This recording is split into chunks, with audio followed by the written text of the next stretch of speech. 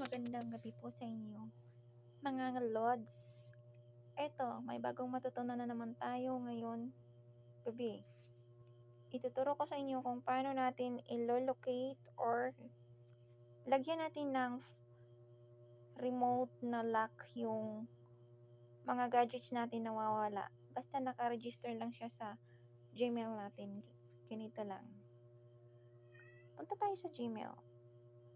Pag kunyari nawala yung phone mo, gusto mong i-trace or lagyan mo ng lock para hindi na magamit. Punta tayo sa Gmail. Tapos, yung question mark sa taas, pindutin natin.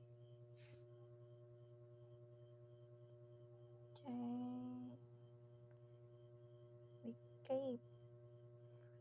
Dito tayo sa find your phone. Pag nawala kunyari yung phone mo, eto.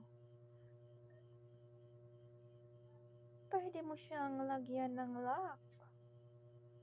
Pindutin mo lang yung this phone. Ayan, naka-register na kasi nalagyan na yung Gmail ko ay naka-register na sa phone na yun. Or itong gamit ko, ito. Nandito yung Gmail ko nakalagay, kaya natitrace na ng Gmail ko kung anong gamit ng phone ko na doon ko nilalag in yung email ko, yung Gmail ko, doon ko nalalag in. Kunyari, sa lahat ng phone ko or dalawang phone ko, nalalag in yung Gmail ko, kaya natitrace ng Gmail account ko kung anong phone ang pagmamayari ko. Kaya, eto, 3 phone. Ito, sira na to, hindi na nagagamit yung iba. Kaya, ang naka-online lang ngayon ay this phone, Galaxy A04. Pinutin to. Ayan. Tran. Pwede mo rin. Okay. Doon tayo sa dito muna tayo. Pwede rin siyang patunogin kunyari na misplace mo. Mag-a-alarm yan. Kunyari, saan mo nilagay. Hindi mo mahanap. Nasa bahay mo lang. So, pwede mo marinig yung sound niya. Pag nito, pindutin mo to, remote.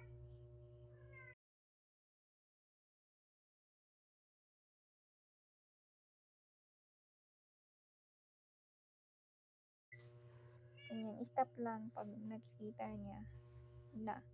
Tapos, or nawawala talaga or ninakaw. Tapos, ayaw mo magamit ng nagnakaw. Ito, lagyan mo ng remote lock. Ano sa ibabaw yung remote lock? Pindutin lang natin. Lock your lost or stolen Android device. Ilalagay mo lang yung phone number mo na doon, na nandun yung phone mo na nawala, ang phone number nun, yun ilalagay mo dito. Tapos, i-lock device. Pindutin mo itong sa baba, lock device. Malalock na yun. So, dito nakalagay, your device remote lock setting must be on. Your device must be online. If your device is offline, its screen will lock automatically once it's online. After your device screen is locked remotely, it can be unlocked with your screen lock. So, hindi na nila magagamit yun pag nalalock na. Kaya, bilis-bilisan lang pag-lock para hindi nila kasi yung ibang magnanakaw, tinatanggalan nila ng SIM agad-agad eh. Kaya, pag alam mo nang wala, yan. Ganito lang gawin mo. Yun lang po. Salamat. Paki-follow na lang po at share ng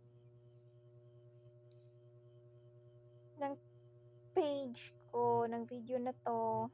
Salamat po. Bye-bye.